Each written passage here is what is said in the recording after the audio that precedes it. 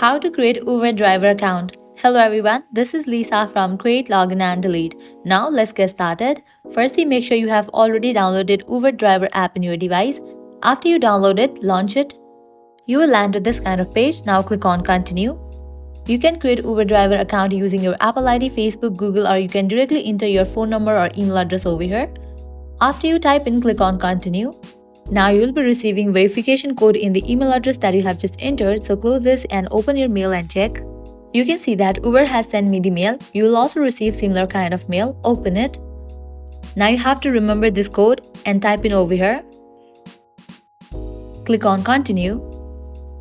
Now you have to fill this. Type in the location name. If you do have referral code, you can type in over here and click on next.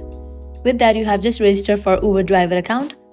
So this is how you can easily create Uber driver account. At the end, if you guys find this video helpful, don't forget to like, share and subscribe. Thank you.